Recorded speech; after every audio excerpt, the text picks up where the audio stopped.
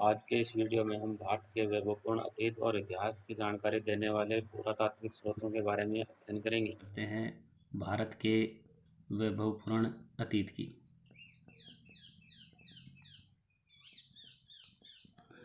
तो विष्णु पुराण एक ग्रंथ है। विष्णु पुराण क्या कहता है कि समुद्र, ये जो नीचे समुद्र है, समुद्र से ये साइड कौन सी रही? उत्तर की तरफ, यानी समुद्र से उत्तर की तरफ भारत देश है। और ऊपर बर्फीले जो प्रदेश हैं, यानी जो बर्फीला प्रदेश कौन सा है? हिमालय। तो इससे नीचे की तरफ यानी दक्षिण साइड में क्या है जी? जो देश है वो क्या है? भारत है। अब हम इसकी बात करें तो ऊपर जो हिमालय पर्वतीय क्षेत्र है, इसमें इधर की तरफ हिंदू कुश पर्वत श्रृंखला है, सफ़ेद को है, तुर्कमान है और किरथर। ये इस प्रकार की पर्वत श्रृंखलाएं हैं। और अगर इस क्षेत्र की हम बात करें, पूर्वी क्षेत्र की, ये पश्चिमी क्षेत्र में है। पूर्वी क्षेत्र के अंदर बल्ख है, बदखां, ये जम्मू कश्मीर में। फिर उसके बाद में कांगड़ा, टिहरी, गढ़वाल, और फिर ये नेपाल वाला क्षेत्र, नेपाल, फिर सिक्किम, भूटान और असम। इस प्रकार से पर्वतीय क्षेत्र हैं। और अगर हम इसको दूसरे तरीके से बांटना चाहें तो ये किस प्रकार से हैं? जो यानी जो यहाँ से लेकर ये जो क्षेत्र है, इसे कहते हैं हिमाचल हिमालय। और ये है सिंधु नदी से सतलज नदी तक। सिंधु जो नदी है, यहाँ से जो सतलज नदी है उसका एरिया है वो कौन से में आएगा? हिमाचल हिमालय के अंदर। और सतलज से लेकर आगे काली नदी का जो क्षेत्र है, ये जो हिमालय है वो कौन सा हिमालय है? कुमायूं हिमालय। इससे आगे का और काली नदी से तीस्ता नदी के बीच के अंदर ये जो हिमालय है, ये कौन सा हिमालय है? नेपाल हिमालय। और यहाँ से लेकर आगे असम, ये कौन सा हिमालय है? असम हिमालय। इसी प्रकार हम थोड़ा सा भारत का भूगोल देख लेते हैं कि यहाँ दमन से आगे गोवा तक जो तट है, जो पश्चिमी तट, ये पश्चिमी तट, और ये भारत का कौन सा है? पूर्वी तट। पश्चिमी तट पर दमन से लेकर गोवा तक का जो तट है वो किस नाम से जाना जाता है? कोंकण तट के नाम से जाना जाता है। और गोवा से फिर मंगलोर, जो मंगलूर है, वहाँ का जो तट है वो किस नाम से जाना जाता है? कनारा। और मंगलोर से आगे कन्याकुमारी तक जो तट है वो किस नाम से जाना जाता है? मालाबार तट के नाम से जाना जाता है। इसी प्रकार अगर हम बात करें कि भारत का जो ये पश्चिमी जो घाट है, ये पश्चिमी घाट है वो सह्याद्री में भी विभक्त है। और इसके अंदर उत्तरी, दक्षिणी, मध्य और दक्षिणी, इस प्रकार से ये सह्याद्री में विभक्त है। जो उत्तरी सह्याद्री है ऊपर वाला, और इससे जो नदियाँ बहती हैं, जैसे गोदावरी है, गोदावरी, भीमा, कृष्णा, ये नदियाँ निकलती हैं। और जो दक्षिणी सह्याद्री है, दक्षिणी सह्याद्री से कौन सी नदियाँ निकलती हैं? तुंगभद्रा और कावेरी नदियाँ निकलती हैं। अगर हम इस क्षेत्र की बात करें, भारत के जो पूर्वी घाट है, पूर्वी घाट के अंदर मुख्य रूप से 3 प्रकार की इसके अंदर नदियाँ हैं। जैसे महानदी है, और महानदी के बाद में यहाँ ये कृष्णा नदी, और नीचे की तरफ कावेरी नदी। महानदी और कृष्णा नदी के बीच का जो तट है महानदी, और ये किस नाम से जाना जाता है? उत्तरी सरकार तट। और जो आंध्र प्रदेश में जो तट है उसे रायलसीमा तट के नाम से जाना जाता है। और कृष्णा और कावेरी, यानी महानदी से कृष्णा के बीच में उत्तरी सरकार तट, और कृष्णा और जो कावेरी है उसके बीच में जो तट है वो किस नाम से जाना जाता है? कोरोमंडल तट के नाम से जाना जाता है। इस तट पर वर्षा ऋतु में ये तट है वो एकदम शुष्क रहता है, क्योंकि ये तट है इधर से ये बंगाल की खाड़ी के समानांतर है, इसके कारण बारिश नहीं होती। और अरब शाखा के जो इधर से मानसून आता है उसकी ये वृष्ट क्षेत्र में होने के कारण वर्षा ऋतु में यहाँ बारिश नहीं होती। शीतकाल में यहाँ सबसे ज़्यादा बारिश होती है। अगर हम बात करते हैं इतिहास की कि इतिहास कहते किसे हैं। इतिहास किसी भी क्षेत्र से संबंधित है। अगर मनुष्य के अतीत की हम बात करें, चाहे वो विज्ञान से संबंधित हो, कोई भी क्षेत्र हो, चाहे अर्थशास्त्र से संबंधित हो, चाहे समाज, राजनीति, धर्म, दर्शन, जिससे भी संबंधित हो, उसके बारे में अतीत की घटनाओं का जो संपूर्ण ज्ञान जो शास्त्र हमें करवाता है उसे क्या कहते हैं, इतिहास कहते हैं। यानी मानव के इसके अंदर मानव के जो भी क्रियाकलाप हैं, मानव के जो भी क्रियाकलाप हैं उनका तथ्यों के आधार पर प्रमाणीकरण, मानवीय क्रियाकलापों का तथ्य के आधार पर, तथ्य चाहिए, तथ्यों के आधार पर प्रमाणीकरण किस में होता है, इतिहास के अंदर। और अतीत की घटनाओं के जानकारी के लिए जो भी साधन जिनको हम जुटाते हैं, जैसे स्रोत हमें जुटाने पड़ते हैं, साक्ष्य प्रमाण इसके लिए हमें आवश्यक होते हैं। और इतिहास की जानकारी के ये जो स्रोत हैं वो कौन कौन से हो सकते हैं, इसके अंदर एक हो सकता है पुरातात्विक या पुरालेखीय स्रोत, दूसरे साहित्यिक स्रोत,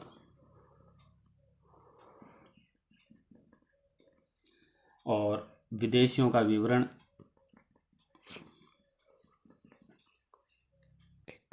विदेशियों का विवरण ये इसी में आ जाएगा साहित्यिक स्रोत में, और वंशावली। इसको हम एक रेखा चित्र के माध्यम से देखते हैं कि जो पुरातात्विक स्रोत हैं उसके अंदर क्या क्या आ जाएंगे। जो पुरातात्विक स्रोत है उसके अंदर जैसे अभिलेख है, पुरातात्विक स्रोत में अभिलेखों के बाद में उत्खनन से जो भी अवशेष हमें मिलते हैं, उत्खनन से प्राप्त अवशेष,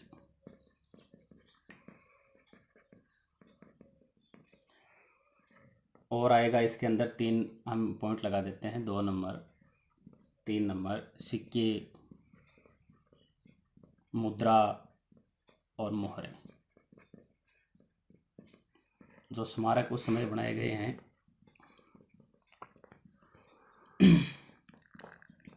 मूर्तियाँ और मंदिर,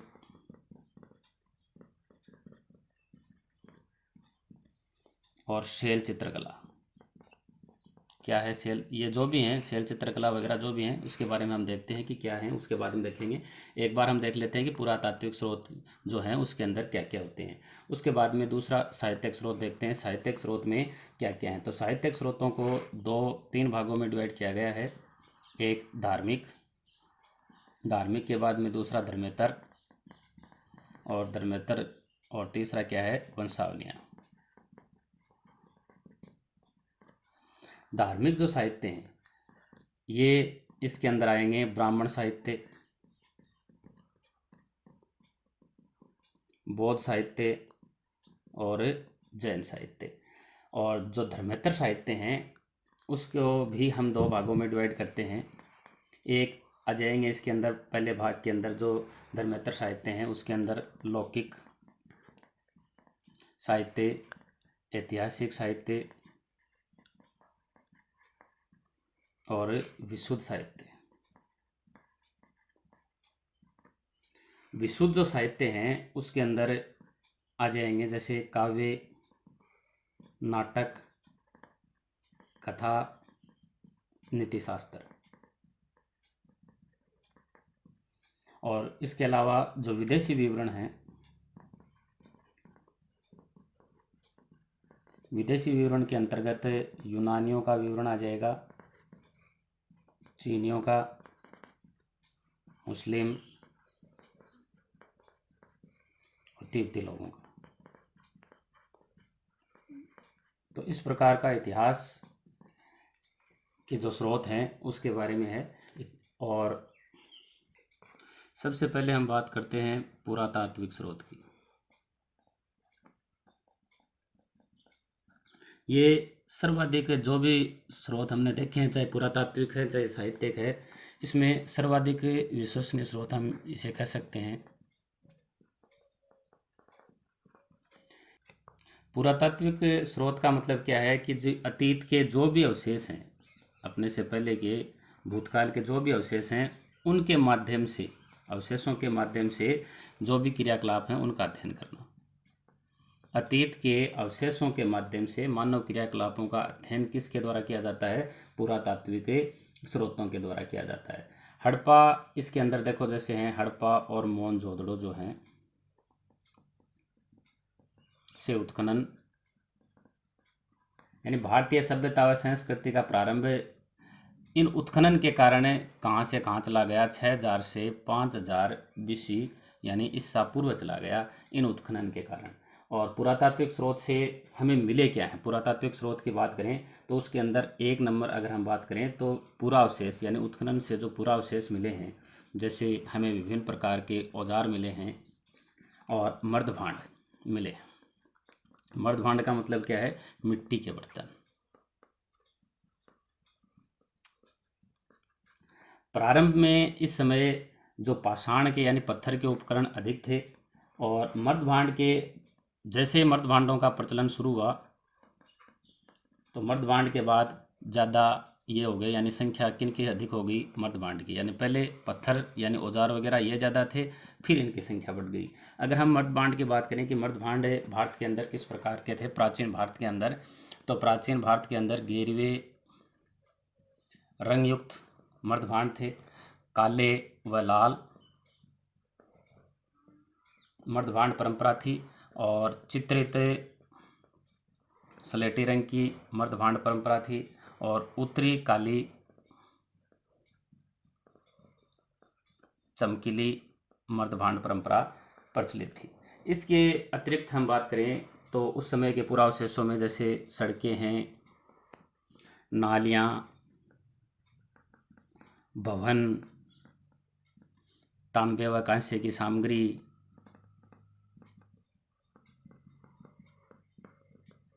औजार की बात अपन ने करी है ऊपर भी, बर्तन और आभूषण, ये सभी किसके अंतर्गत आते हैं?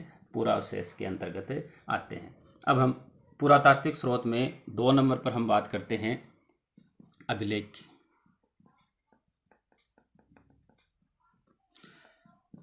अभिलेख की हम बात करें तो सर्वाधिक जो प्राचीन अभिलेख है, सबसे जो सर्वाधिक प्राचीन अभिलेख है कौन सा है? जो सबसे प्राचीन है वो हमें कहाँ से मिला है? मध्य एशिया में बोगजगोई नामक स्थान से मिला है। और कब का है ये? 1400 ईसा पूर्व का है। और इसके अंदर 4 जो देवताओं का उल्लेख हैं वो हैं इंद्र, मित्र, वरुण और नासत्य। इन 4 देवताओं का जो मध्य एशिया के बोगजगोई नामक स्थान से जो अभिलेख मिला है 1400 ईसा पूर्व का, उसमें उल्लेख है। अगर हम अभिलेख की बात करें तो अभिलेख हैं वो भारत के अंदर 2 कैटेगरी में हैं। एक हम करेंगे गुप्त काल से पूर्व के, और दूसरों की हम बात करेंगे गुप्त काल या गुप्त काल के बाद। जो गुप्त काल से पूर्व के जो अभिलेख हैं वो सभी किस भाषा में हैं? प्राकृत भाषा में है। और गुप्त और गुप्तोत्तर काल के जो भी अभिलेख हैं वो सभी किस में हैं? संस्कृत भाषा में। भारत में अगर हम बात करें कि भारत में जो सबसे प्राचीन अभिलेख हैं वो किसके हैं? विश्व में हमने देख लिया, प्राचीन जो भारत में सबसे प्राचीन अभिलेख हैं वो किसके हैं? अशोक के हैं। और इन अभिलेखों का महत्व इसलिए बढ़ जाता है कि ये तिथियुक्त और समसामयिक हैं, यानी हमें ये पता चल रहा है कि ये अशोक के अभिलेख हैं, तिथियुक्त हैं और समसामयिक होने के कारण अभिलेखों का महत्व बहुत ज़्यादा बढ़ जाता है। और शासन विशेष के तिथिक्रम और उपलब्धियों की जानकारी इनसे हमें मिल जाती है। और अनावश्यक सामग्री, यानी ज़्यादा यहाँ पर इसके अंदर स्थान नहीं रहता, तो अनावश्यक सामग्री इन अभिलेखों के अंदर नहीं रहती। और जो भी संबंधित शासक हैं, व्यक्ति जो भी हैं, उनका नाम के बारे में हमें पता चल जाता है, उसके वंश के बारे में, तिथि, वो कौन कौन से कार्य कर रहे हैं, इन सभी के बारे में हमें जानकारी मिल जाती है। अब हम अशोक की बात करते हैं। अशोक जो मौर्य वंश का शासक था अशोक, इसे अभिलेख लिखने की परंपरा इन्हें कहाँ से शुरू की, तो ये इसने जो ईरानी शासक है दारा प्रथम, या इसे डेरियस भी कहा जाता है, इससे इसे अभिलेख लिखने की प्रेरणा मिली थी। और इसके अलावा जो अभिलेख है अशोक के हैं, ये ब्राह्मी लिपि में भी हैं, यानी इसकी जो लिपि हैं वो कौन सी हैं, ब्राह्मी लिपि में हैं, खरोष्टी में हैं, ग्रीक या यूनानी कह दो उस लिपि में भी हैं, और अरमाइक लिपि में। अशोक के लगभग अभिलेख ब्राह्मी लिपि में हैं। इन बाकी की हम जो अशोक का टॉपिक पढ़ेंगे उसके अंदर चर्चा करेंगे, इसके अंदर लिखे हुए हैं। इसके अलावा जो बाकी के अभिलेख हैं उनकी और चर्चा कर लेते हैं। जैसे हाथी गुम्फा अभिलेख है, इससे हमें किसकी जानकारी मिलती है, हाथी गुम्फा अभिलेख। हाथी गुम्फा जो अभिलेख है उससे हमें जो कलिंग का राजा है खारवेल, कलिंग शासक खारवेल के बारे में हमें जानकारी मिलती है। इसके अलावा जो नासिक अभिलेख है, नासिक अभिलेख से हमें किसके बारे में जानकारी मिलती है, गौतमी पुत्र सातकर्णी के बारे में। गौतमी पुत्र सातकर्णी यानी सातकर्णी जो वंश है आंध्र प्रदेश में शासन कर रहा था उस समय, तो नासिक अभिलेख से उसके बारे में जानकारी मिलती है। अशोक के जो अभिलेख, यानी अभी हम अशोक की चर्चा कर रहे थे, अशोक के जो अभिलेख हैं वो शिलालेख भी हैं। हम विस्तृत चर्चा तो आगे टॉपिक में करेंगे, लेकिन थोड़ी बहुत नाम की हम कर लेते हैं इसके अंदर। और इसके स्तंभ लेख भी हैं और गुहा लेख भी हैं, यानी इसने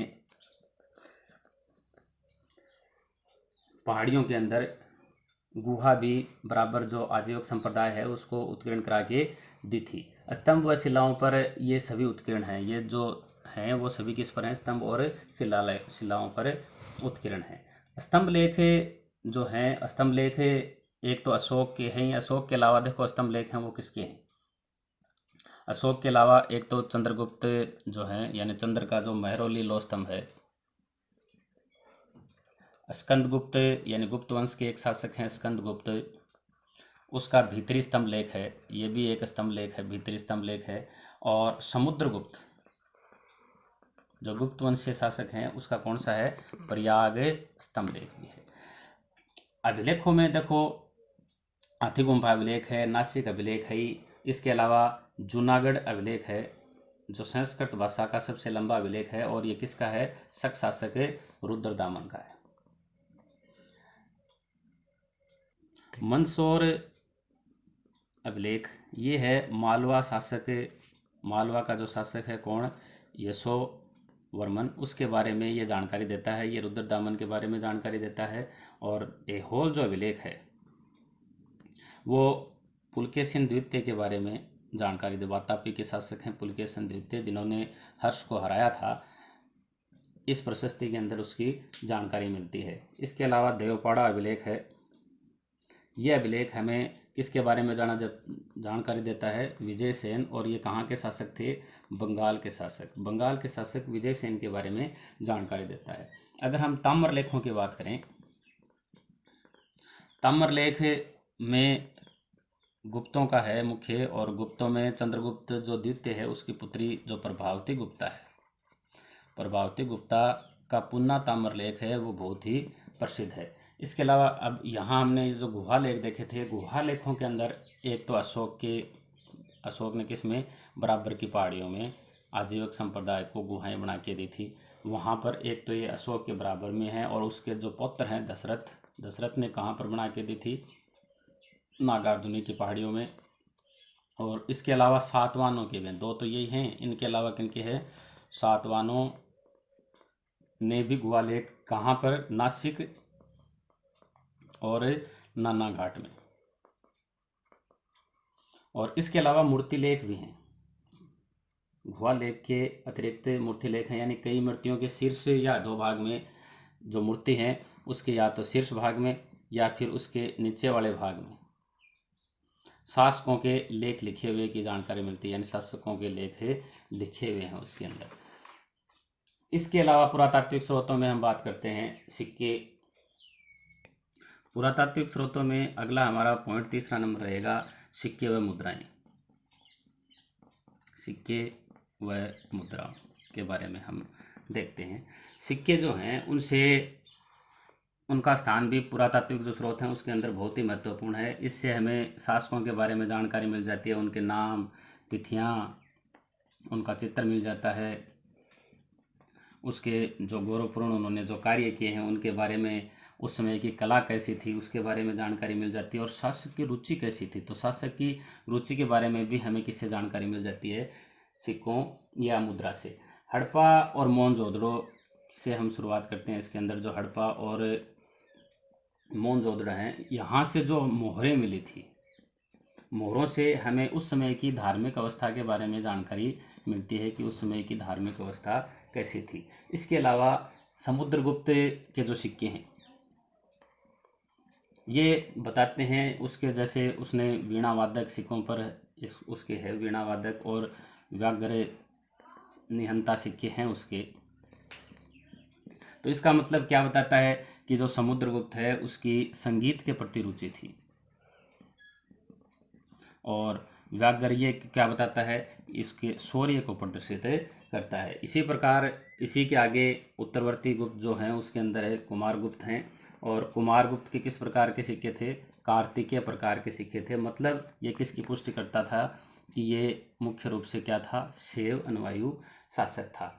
सिक्कों से हमें क्या मिलता है, सिक्कों से इसके अलावा देखो हमें मिल जाता है कि उसका जो शासक है उसका राज्य विस्तार, यानी जहाँ तक सिक्के मिलते हैं उसके राज्य विस्तार के बारे में जानकारी मिल जाता है। उसके आर्थिक स्तर के बारे में कि आर्थिक स्तर उस समय का कैसा था, धार्मिक विश्वास के बारे में हमें सिक्कों से जानकारी मिल जाती है। और उस समय की जो कला है, विदेशी व्यापार उनका कहाँ तक था, यानी जहाँ जहाँ हमें मिलते हैं इसका मतलब वहाँ वहाँ तक उस शासक का व्यापार था। तो विदेशी व्यापार के बारे में भी हमें सिक्कों से जानकारी मिलते हैं। अब हम सिक्कों के इतिहास में चलते हैं कि जो भारत के अंदर सबसे जो सिक्के सबसे पहले चले थे वो कौन से थे, पंचमारक, या जिन्हें आहत सिक्के भी कहा जाता है। इन्हें आहत क्यों कहा जाता है, ये भारतीय लैंग्वेज में है कि इन्हें ठप्पा मारकर बनाया जाता था। ठप्पा मारकर बनाए जाने के कारण ये क्या कहलाए, आहत सिक्के कहलाए। और सबसे जो पहले जो ये सिक्के आए थे वो किसके थे, चांदी और तांबे के थे। यानी आहत सिक्के जो पंचमारक सिक्के हैं सबसे पहले किसके बने थे, चांदी और तांबे के बने थे। और इस पर सिर्फ चित्र थे, चित्र युक्त थे, और इसके अंदर कोई अंकित नहीं था। और उसके अंदर जो मुख्य रूप से चित्र थे, जैसे पेड़ है, मछली, सांड, हाथी, अर्चंदर, ये इस प्रकार से इनके ऊपर अंकित रहते थे, इन सिक्कों के ऊपर जो प्रारंभिक सिक्के हैं उसके ऊपर। और ये सिक्के थे 6ठी शताब्दी ईसा पूर्व तक, यानी 6ठी शताब्दी ईसा पूर्व में ये इस प्रकार से सिक्के थे। और इनकी सबसे अधिक निधियाँ, यानी जो आहत मुद्राएं हैं, पंचमारक जो सिक्के हैं, भारत के अंदर पूर्वी उत्तर प्रदेश और मगध से हमें इसकी सबसे ज़्यादा निधियाँ मिली हैं। किनकी, आहत मुद्रा की हमें सबसे ज़्यादा निधियाँ कहाँ से मिली हैं, पूर्वी उत्तर प्रदेश और मगध से मिलते हैं। अब हम आगे लेख युक्त मुद्रा में अगर चलें कि भारत के अंदर लेख युक्त मुद्रा चलाने का श्रेय किन्हें दिया जाता है, हिंद यूनानी शासकों को।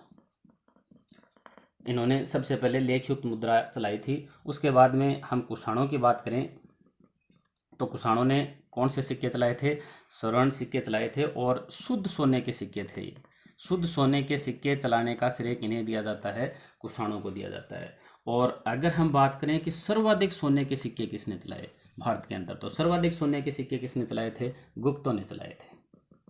यानी 6ठी शताब्दी ईसा पूर्व जो है, ईसा पूर्व के अंदर कैसे सिक्के थे, आहत या पंचमारक सिक्के। और भारत के अंदर लेख युक्त सिक्के किसने चलाए, हिंदू यूनानी शासकों ने। शुद्ध सोने के सिक्के किसने चलाए, कुषाणों ने। और सर्वाधिक सोने के सिक्के किसने चलाए, गुप्तों ने।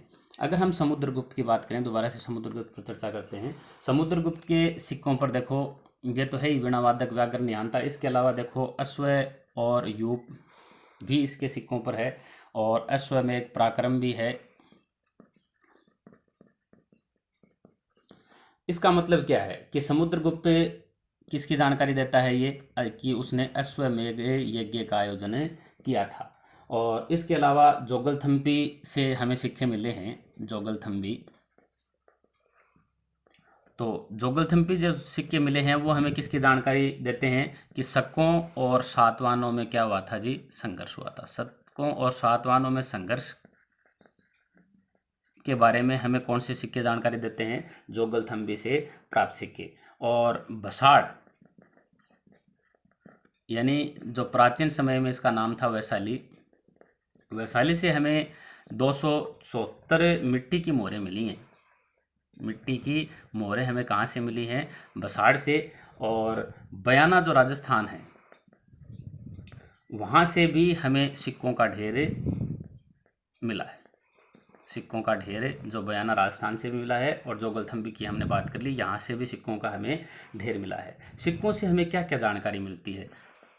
पॉइंट टू पॉइंट हम देखते हैं कि जानकारी हमें क्या क्या मिलती है। एक तो हमें तिथि की जानकारी मिल जाती है कि ये किस तिथि के सिक्के हैं, और उस समय की धार्मिक लोगों की मान्यता कैसी थी, तो धार्मिक विश्वास के बारे में हमें सिक्कों से जानकारी मिलती थी। उस समय की कला कैसी थी उसके बारे में जानकारी मिलती है। व्यापार और उनका आर्थिक स्तर कैसा था, लोगों के आर्थिक जीवन के बारे में हमें सिक्कों से जानकारी मिल जाती है। और इससे हमें साम्राज्य की सीमाओं का भी ज्ञान हो जाता है कि साम्राज्य की सीमाएं कहाँ तक थी, और नवीन तथ्यों का भी इससे उद्घाटन हो जाता है, और शासकों की इससे रुचि का ज्ञान हो जाता है, यानी शासक की रुचियों का ज्ञान भी हमें सिक्कों से हो जाता है। पुरातात्विक स्रोत में अगले बिंदु की हम बात करते हैं स्मारक व भवन की। भूमि पर या भूगर्भ में, यानी या तो भूमि के ऊपर या भूगर्भ में जो भी हमें स्तूप मिले हैं, चत्ते, विहार, मठ, मंदिर, राजप्रसाद, दुर्ग, भवन, ये हमें इसके बारे में उस समय की कला संस्कृति, कला की जानकारी ये देते हैं हमें, उस समय की संस्कृति की और राजनीतिक जीवन की हमें इनसे जानकारी मिल जाती है। अगर हम मंदिरों की बात करें, जो मंदिर थे उस समय वो किस प्रकार के मंदिर थे, तो नागर शैली में ये बनाए जाते थे, वेस्तर शैली में ये बनाए जाते थे, और द्रविड़ शैली में भी। यानी उत्तर भारत में जो मंदिर थे वो किस शैली में थे? नागर शैली में। और उत्तर और दक्षिण के बीच में, यानी ये दक्षिण भारत में थे, और दक्षिण के बीच में जो दक्षिणापथ का जो एरिया था उसमें जो मंदिर थे वो वेस्तर शैली के मंदिर बनाए जाते हैं। इसके अलावा मोहनजोदड़ो और हड़प्पा, ये जो क्षेत्र है, इससे जो अवशेष मिले हैं, इससे भी हमें जो अवशेष मिले हैं उससे भी हमें जानकारी मिलती है प्राचीन भारत के बारे में। और जो गुप्तकालीन देवगांव और भित्रगांव से हमें जो मंदिर मिले हैं, भीतरी गांव मंदिर, यहाँ से हमें मंदिरों के अवशेष मिले हैं। और इसके अलावा जो सुदूर, अगर हम एशिया की बात करें, जैसे कंबोडिया के अंगोर वाट के स्मारक, यानी इस प्रकार के स्मारक से हमें प्राचीन भारत के बारे में जानकारी मिलती है। और जावा के जो बोरोबुदुर है,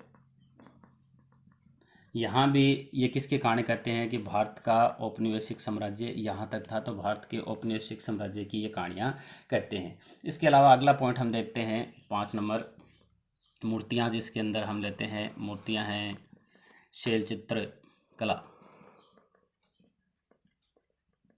यानी उत्खनन से हमें विभिन्न प्रकार की मूर्तियाँ मिली हैं, और टेराकोटा की भी हमें कलाकृतियाँ मिली हैं। चित्रकला की अगर हम बात करें इस समय की, मानव जीवन को प्रामाणिक रूप से, यानी जो मानव जीवन है उसको अभिव्यक्त करने का जो साधन है वो क्या है? चित्रकला है। और अजंता के अंदर मानवीय भावनाओं की सुंदर अभिव्यक्ति इसके अंदर गुप्त काल के अंदर हमें देखने को मिलती है, अजंता के जो चित्र हैं उसमें। और इसमें मुख्य रूप से जो है, जैसे बात कर लेते हैं एक दो चित्र की, माता और शिशु का चित्र है, मरणासन राजकुमारी का चित्र है,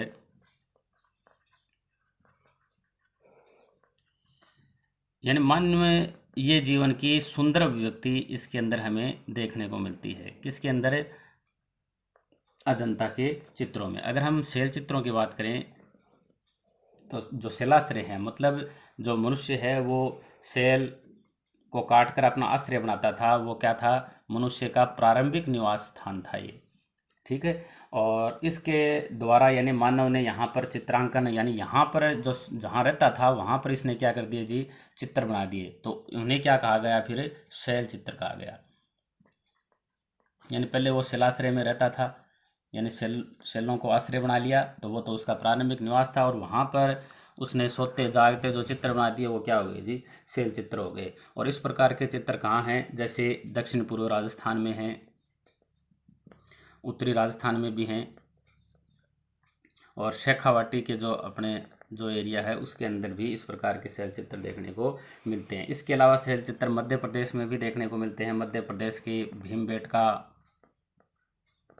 पंचमढ़ी में भी शैल चित्र देखने को मिलते हैं। अगर हम भित्ति चित्रों की बात करें तो भित्ति चित्रों के अंतर्गत एक तो अजंता के चित्र हैं, अजंता की जो चित्रराशि है, और विभिन्न प्रकार के जो दुर्ग और महल हैं उनके भित्ति चित्र भी इसके अंतर्गत आते हैं। पुरातात्विक स्रोतों का हमारा ये अध्याय यहीं समाप्त होता है। अगले वीडियो में हम साहित्यिक स्रोत का अध्ययन करेंगे।